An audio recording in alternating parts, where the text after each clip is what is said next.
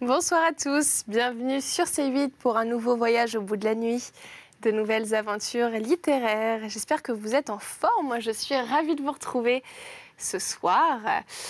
Et surtout car ce soir on s'attaque à un monument, un maître incontournable de la littérature, un génie dans l'art du style et plus particulièrement dans l'art de la phrase. Oui, je parle bien sûr de celui qui détient le record de la phrase la plus longue en littérature avec 856 mots, Marcel Proust. Ne vous en faites pas, je tâcherai de ne pas vous endormir avant le point final, comptez sur moi. Si vous trouvez le style de Proust compliqué, sachez que ses contemporains témoignent que c'était à peu près la langue parlée de l'auteur. Vous imaginez. Marcel Proust, malgré son génie incontestable, est assez controversé quand même. En général, soit on a beaucoup de mal, soit on adore. Mais en tout cas, on en a tous déjà entendu parler, au moins au lycée. On a tous étudié un roman de Marcel Proust. Mais est-ce que vraiment on a pris le temps d'écouter simplement la beauté du style et la poésie de la langue de Marcel Proust ? Car si ces phrases sont si longues, c'est parce que Proust écrit comme on compose une musique, dans un élan, avec son cœur, ce qui n'est d'ailleurs pas étonnant puisqu'on sait bien qu'à travers le personnage du narrateur, de la recherche qui n'est volontairement jamais nommée, Proust parle quand même beaucoup de sa propre vie et surtout de sa vocation d'écrivain en fait. Alors cette nuit, pour l'armistice, nous restons dans le thème de la Première Guerre mondiale en littérature. Et nous allons continuer ensemble la lecture du Temps retrouvé, qui est donc le dernier tome de À la recherche du temps perdu de Marcel Proust. Alors les 7 romans, les 7 romans constituent ce qu'on appelle La Recherche. Et ils ont été publiés entre 1913 et 1927.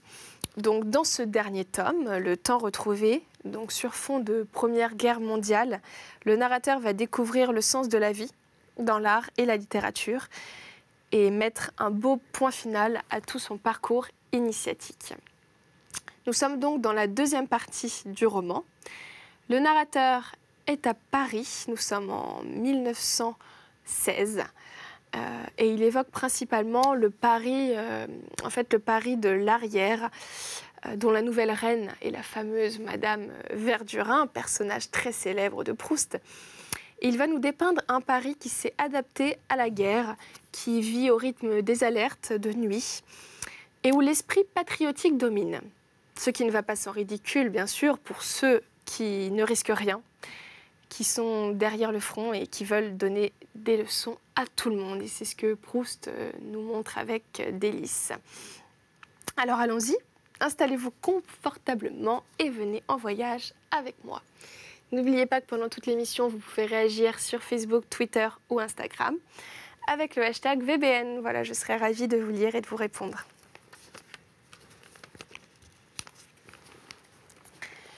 Bloch nous quitta devant sa porte, débordant d'amertume contre Saint-Loup, lui disant qu'eux autres, beaux fils galonnés, paradant dans les états-majors, ne risquaient rien, et que lui, simple soldat de 2e classe, n'avait pas envie de se faire trouer la peau pour Guillaume.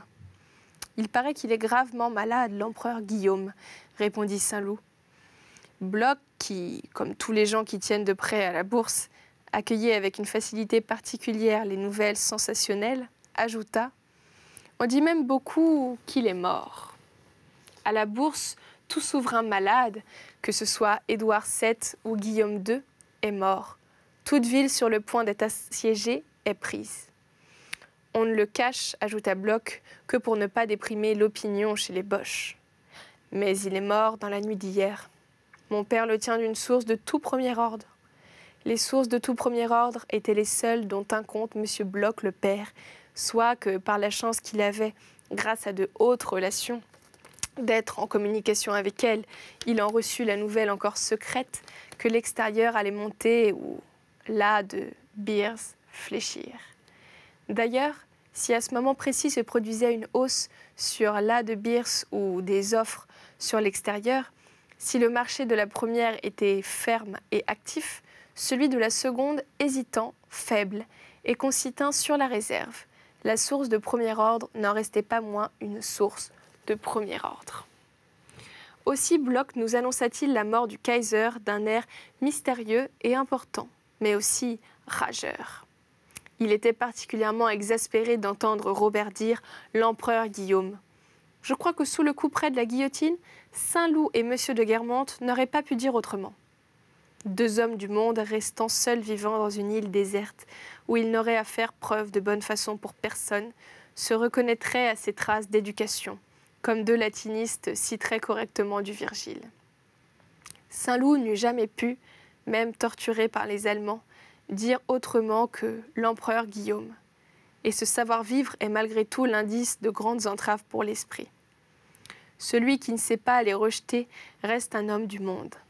Cette élégante médiocrité est d'ailleurs délicieuse, surtout avec tout ce qui s'y allie de générosité cachée et d'héroïsme inexprimé. À côté de la vulgarité de Bloch, à la fois pleutre et fanfaron, qui criait à Saint-Loup « Tu ne pourrais pas dire Guillaume tout court ? C'est ça, hein, tu as la frousse, hein. Déjà ici, tu te mets à plat ventre devant lui. Ah, ça nous fera de beaux soldats à la frontière. Ils lécheront les bottes des boches. Vous êtes des galonnés qui savent parader dans un carrousel. Un point, c'est tout. Ce pauvre Bloch veut absolument que je ne fasse que parader, me dit Saint-Loup en souriant quand nous eûmes quitté notre camarade. Et je sentis bien que parader n'était pas du tout ce que désirait Robert, bien que je ne me rendisse pas compte alors que ses intentions, aussi exactement que je le fis plus tard, quand la cavalerie restant inactive, il obtint de servir comme officier d'infanterie, puis de chasseur à pied, et enfin, quand vint la suite, qu'on ira plus loin. Mais du patriotisme de Robert, Bloch ne se rendait pas compte simplement parce que Robert ne l'exprimait nullement. Si Bloch nous avait fait des professionnels de foi méchamment antimilitarisme une fois qu'il avait été reconnu bon, il avait eu préalablement les déclarations les plus chauvines quand il se croyait réformé pour myopie. Mais ces déclarations, Saint-Loup eût été incapable de les faire. D'abord par une espèce de délicatesse morale qui empêche d'exprimer les sentiments trop profonds et qu'on trouve tout naturels. Ma mère autrefois, non seulement n'eût pas hésité une seconde à mourir pour ma grand-mère, mais aurait horriblement souffert si on l'avait empêché de le faire. Néanmoins, il m'est impossible d'imaginer rétrospectivement dans sa bouche une phrase telle que « je donnerais ma vie pour ma mère ». Aussi tacite était dans son amour de la France Robert qu'en ce moment je trouvais beaucoup plus Saint-Loup, autant que je pouvais me représenter son père que Guermantes. Il lui était préservé aussi d'exprimer ces sentiments-là par la qualité, en quelque sorte morale, de son intelligence. Il y a chez les travailleurs intelligents et vraiment sérieux une certaine aversion pour ceux qui mettent en littérature ce qu'ils font, le font valoir. Nous n'avions été ensemble ni au lycée, ni à la Sorbonne, mais nous avions séparément suivi certains cours des mêmes maîtres. Et je me rappelle le sourire de Saint-Loup, qui, faisant un cours remarquable, comme quelques autres, veulent se faire passer pour hommes de génie en donnant un nom ambitieux à leur théorie. Pour un peu que nous en parlions, Robert riait de bon cœur. Naturellement, notre prédilection n'avait pas d'instinct au cotard ou au brichot, mais enfin, nous avions une certaine considération pour les gens qui savaient à fond le grec ou la médecine et ne se croyaient pas autorisés, pour cela, à faire les charlatans. J'ai dit que si toutes les actions de maman reposaient jadis sur le sentiment qu'elle eût donné sa vie pour sa mère, elle ne s'était jamais formulé ce sentiment à elle-même et qu'en tout cas, elle eût trouvé non pas seulement inutile et ridicule, mais choquant et honteux de l'exprimer aux autres. De même, il me serait impossible d'imaginer dans la bouche de Saint-Loup, me parlant de son équipement, des courses qu'il avait à faire, de nos chances de victoire, du peu de valeur de l'armée russe, de ce que ferait l'Angleterre. Il me serait impossible d'imaginer dans sa bouche la phrase même la plus éloquente, dite par le ministre même le plus sympathique aux députés debout et enthousiastes. Je ne peux cependant pas dire que dans ce côté négatif qui l'empêchait d'exprimer les beaux sentiments qu'il ressentait, il n'y avait pas un effet de l'esprit des Guermantes, comme on en a vu tant d'exemples chez Swann. Car si je le trouvais Saint-Loup surtout, il restait Guermantes aussi. Et par là, parmi les nombreux mobiles qui excitaient son courage, il y en avait qui n'étaient pas les mêmes que ceux de ses amis de Doncières, ces jeunes gens épris de leur métier avec qui j'avais dîné chaque soir et dont on se firent tuer à la bataille de la Marne ou ailleurs en entraînant leurs hommes. Les jeunes socialistes qu'il pouvait y avoir à Doncières quand j'y étais, mais que je ne connaissais pas parce qu'ils ne fréquentaient pas le milieu de Saint-Loup, purent se rendre compte que les officiers de ce milieu n'étaient nullement des aristos, dans l'acceptation hautement fière et bassement jouisseuse que le populo, les officiers sortis du rang, les francs-maçons donnaient au surnom d'aristos. Et pareillement d'ailleurs, ce même patriotisme, les officiers nobles le rencontrèrent pleinement chez les socialistes que je les avais entendus accuser, pendant que j'étais à Doncières, en pleine affaire Dreyfus, d'être des sans-patrie. Le patriotisme des militaires, aussi sincère, aussi profond, avait pris une forme définie qu'ils croyaient intangible et sur laquelle ils s'indignaient de voir jeter l'opprobre, tandis que les patriotes en quelque sorte inconscients, indépendants, sans religion patriotique définie, qu'étaient les radicaux socialistes, n'avaient pas su comprendre quelle réalité profonde vivait dans ce qu'ils croyaient de vaines et haineuses formules. Sans doute Saint-Loup, comme eux, s'était habitué à développer en lui, comme la partie la plus vraie de lui-même, la recherche et la conception des meilleures manœuvres en vue des plus grands succès stratégiques et tactiques. De sorte que pour lui, comme pour eux, la vie de son corps était quelque chose de relativement peu important, qui pouvait être facilement sacrifié à cette partie intérieure, véritable noyau vital chez eux, autour duquel l'existence personnelle n'avait de valeur que comme un épiderme protecteur. Dans le courage de Saint-Loup, il y avait des éléments plus caractéristiques, et où on eût aisément reconnu la générosité qui avait fait au début le charme de notre amitié, et aussi le vice héréditaire qui s'était éveillé plus tard chez lui et qui, joint à un certain niveau intellectuel qu'il n'avait pas dépassé, lui faisait non seulement admirer le courage, mais pousser l'horreur de l'efféminement jusqu'à une certaine ivresse au contact de la virilité. Il trouvait, chastement sans doute, à vivre à la belle étoile avec des Sénégalais qui faisaient à tout instant le sacrifice de leur vie, une volupté cérébrale où il entrait beaucoup de mépris pour les petits messieurs musqués, et qui, si opposée qu'elle lui sembla, n'était pas si différente de celle qui lui donnait cette cocaïne dont il avait abusé à Tansonville et dont l'héroïsme, comme un remède qui supplée à un autre, le guérissait. Dans son courage, il y avait d'abord cette double habitude de politesse qui, d'une part, le faisait louanger les autres, mais pour soi-même se contenter de bien faire sans en rien dire, au contraire d'un Bloch qui lui avait dit dans notre rencontre « Naturellement, vous canneriez », et qui ne faisait rien. Et d'autre part, le pousser à tenir pour rien ce qui était à lui, sa fortune, son rang, sa vie même, à les donner. En un mot, la vraie noblesse de sa nature. Mais tant de sources se confondent dans l'héroïsme que le goût nouveau qui s'était déclaré en lui et aussi la médiocrité intellectuelle qu'il n'avait pu dépasser y avaient leur part. En prenant les habitudes de Monsieur de Charlus, Robert s'était trouvé prendre aussi, quoique sous une forme fort différente, son idéal de virilité. « En avons-nous pour longtemps » dis-je à Saint-Loup. « Non, je crois à une guerre très courte, » me répondit-il. Mais ici, comme toujours, ses arguments étaient livresques. Tout en tenant compte des prophéties de Moltke, relis, me dit-il, comme si je l'avais déjà lu, le décret du 28 octobre 1913 sur la conduite des grandes unités, tu verras que le remplacement des réserves du temps de paix n'est pas organisé, ni même prévu, ce qu'on n'eût pas manqué de faire si la guerre devait être longue. Il me semblait qu'on pouvait interpréter le décret en question non comme une preuve que la guerre serait courte, mais comme l'imprévoyance qu'elle le serait, et de ce qu'elle serait, chez eux qui l'avaient rédigé, et qui ne soupçonnaient ni ce que serait dans une guerre stabilisée l'effroyable consommation du matériel de tout genre, ni la solidarité de divers théâtres d'opération. En dehors de l'homosexualité, chez les gens les plus opposés par nature à l'homosexualité, il existe un certain idéal conventionnel de virilité qui, si l'homosexuel n'est pas un être supérieur, se trouve à sa disposition, pour qu'il le dénature d'ailleurs. Cet idéal, de certains militaires, de certains diplomates, est particulièrement exaspérant.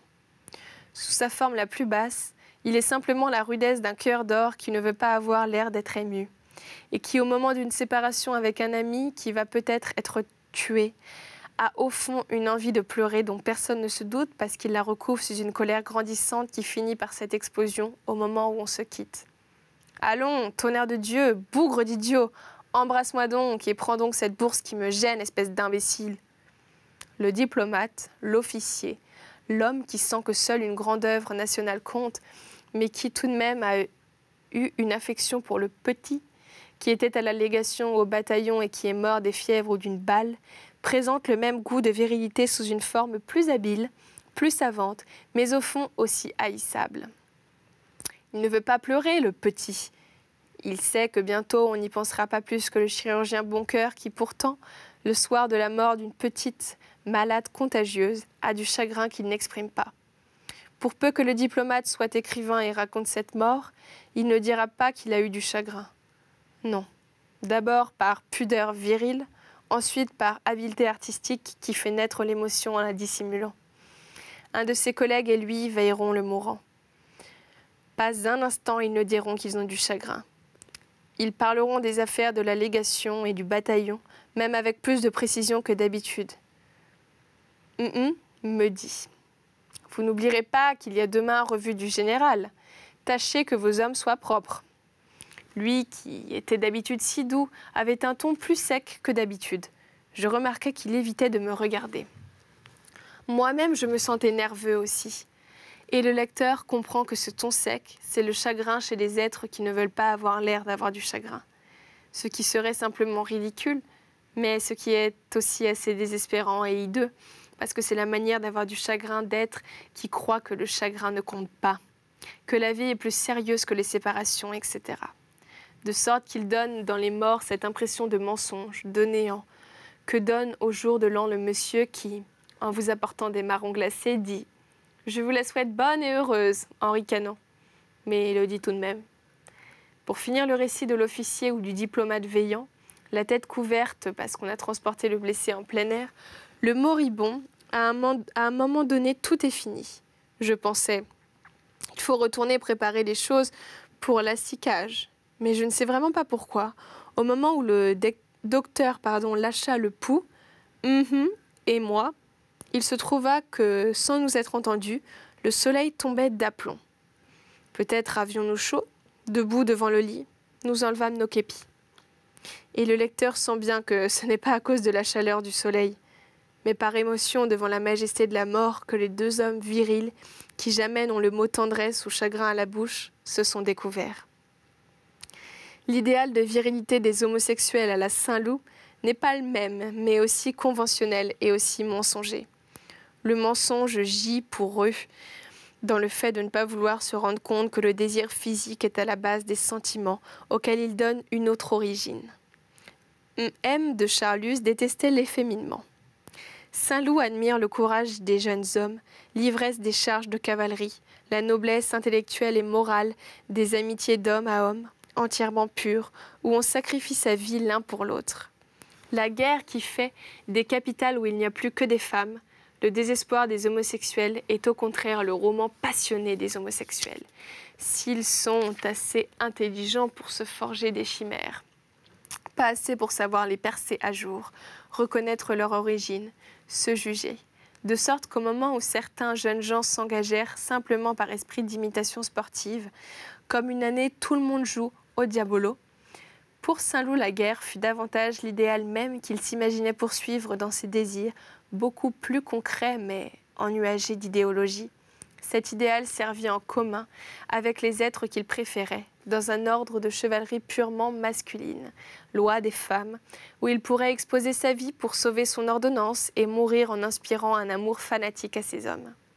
Et ainsi, quoiqu'il eût bien d'autres choses dans son courage, le fait qu'il était un grand seigneur s'y retrouvait, et s'y retrouvait aussi, sous une forme méconnaissable et idéalisée, l'idée de M. de Charlus que c'était de l'essence d'un homme de n'avoir rien d'efféminé. D'ailleurs, de même qu'en philosophie et en art, deux idées analogues ne valent que par la manière dont elles sont développées et peuvent différer grandement, si elles sont exposées par Xénophon ou par Platon. De même, tout en reconnaissant combien ils tiennent en faisant cela l'un de l'autre, j'admire Saint-Loup demandant à partir au point le plus dangereux, infiniment plus que M. de Charlus évitant de porter des cravates claires. Je parlais à Saint-Loup de mon ami le directeur du grand hôtel de Balbec qui, paraît-il, avait prétendu qu'il y avait eu, au début de la guerre, dans certains régiments français, des défections, qu'il appelait des défectuosités, et avait accusé de les avoir provoquées ce qu'il appelait le militariste prussien. Il avait même cru à un certain moment à un débarquement simultané des Japonais, des Allemands et des Cosaques à Rivebelle, menaçant Balbec, et avait dit qu'il n'y avait plus qu'à décrépir. Il trouvait le départ des pouvoirs publics pour Bordeaux un peu précipité et déclarait qu'ils avaient eu tort de décrépir aussi vite. Ce germanophobe disait en riant à propos de son frère « Il est dans les tranchées, à 25 mètres des Boches », jusqu'à ce qu'ayant appris qu'il l'était lui-même, on l'eût mis dans un camp de concentration. À propos de Balbec, te rappelles-tu l'ancien liftier de l'hôtel ? Me dit en me quittant Saint-Loup sur le ton de quelqu'un qui n'avait pas trop l'air de savoir que qui c'était et qui comptait sur moi pour l'éclairer. Il s'engage et m'a écrit pour le faire rentrer dans l'aviation. Sans doute le lift était-il là de monter dans la cage captive de l'ascenseur et les hauteurs de l'escalier du grand hôtel ne lui suffisaient plus.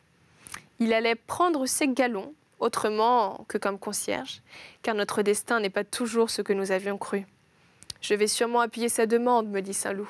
Je le disais encore à Gilberte ce matin, jamais nous n'aurons assez d'avions. C'est avec cela qu'on verra ce que prépare l'adversaire. C'est cela qui lui enlèvera le bénéfice le plus grand d'une attaque, celui de la surprise. L'armée la meilleure sera peut-être celle qui aura les meilleurs yeux. J'avais rencontré ce liftier aviateur peu de jours auparavant. Il m'avait parlé de Balbec et, curieux de savoir ce qu'il me dirait de Saint-Loup, j'amenai la conversation en lui demandant s'il était vrai, comme on me l'avait dit, que M. de Charlus avait à l'égard des jeunes gens, etc. Le liftier parut étonné, il n'en savait absolument rien. En revanche, il accusa le jeune homme riche, celui qui vivait avec sa maîtresse et 3 amis. Comme il avait l'air de mettre le tout dans un même sac et que je savais par M. de Charlus qui me l'avait dit, on se le rappelle, devant Brichot, qu'il n'en était rien, je dis au liftier qu'il devait se tromper. Il opposa à mes doutes les affirmations les plus certaines. C'était l'ami du jeune homme riche qui était chargé de lever les jeunes gens et tout le monde prenait son plaisir ensemble. Ainsi, M. de Charlus, le plus compétent des hommes en cette matière, s'était entièrement trompé, tant la vérité est partielle, secrète, imprévisible. Par peur de faire un raisonnement de bourgeois, de voir le charlisme là où il ne l'était pas, il avait passé à côté de ce fait, le levage opéré par la femme.